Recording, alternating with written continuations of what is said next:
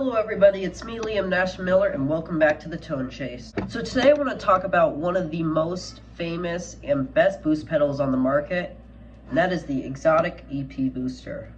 So this November I had my sights on a boost pedal for my pedal board. So after quite a bit of research I went with the EP Booster. It's based off the preamp of the very famous and iconic Maestro EP3 Echoplex. A vintage Echoplex is on my bucket list for guitar gear and I really want to get one at some point. Jimmy Page and Eddy Van Halen have heavily relied on the Echoplex sound for their discography.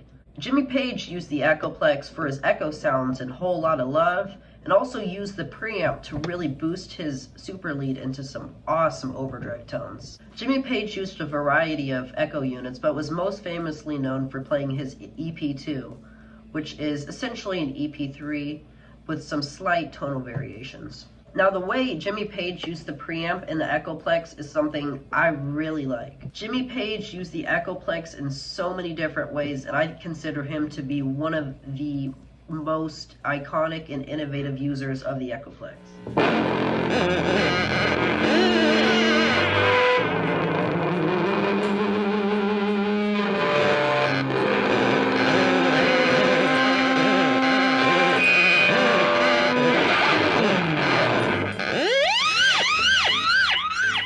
One of the previous episodes in the Tone Chase, I talked about the ZVEX Fuzz Pro, which was essentially a fuzz and a theremin hybrid. I showed a clip of Jimmy Page playing his theremin through an Echoplex, and the delay sounds are awesome. Jimmy Page just really knows how to use an Echoplex, and I'm a huge fan of his work. You can find the Echoplex all over Led Zeppelin's discography, whether that be the preamp gain or the echo. So I'm using the blue side of the Rodenberg TV drive to kind of push my amp into some natural overdrive, and I'm using the EP Booster for the solo section. So anyways, here we go.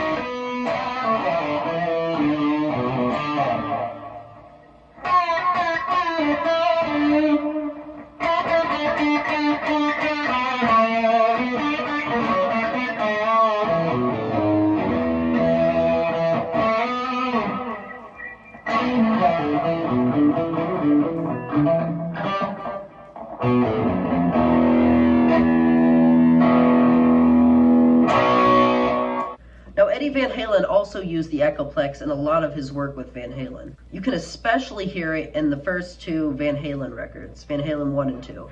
He used the Echoplex to push his Marshall super lead into some really nice bristling overdrive tones, aka the Brown sound.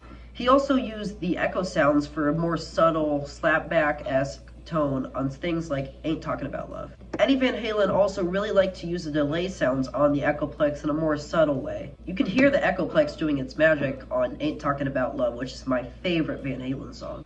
I'm a really big fan of the EP Booster's warmth that it adds to the guitar tone that I really find great for solo tones. It works really well in the context of rock and blues, which is what my rig is mainly based off of. Now there are a couple things I wish the EP Booster had. One thing I really wish the EP Booster had was the two dip switches external so you could easily change your tones. It's really a pain to go and unscrew the back plate and switch it up, and I think it would be really cool if Xotic could find a way to keep those switches external. Another thing is that this pedal is not a transparent boost. You are getting the character of the Echoplex preamp no matter what in this pedal, so if you are looking for a transparent boost, this is probably not for you.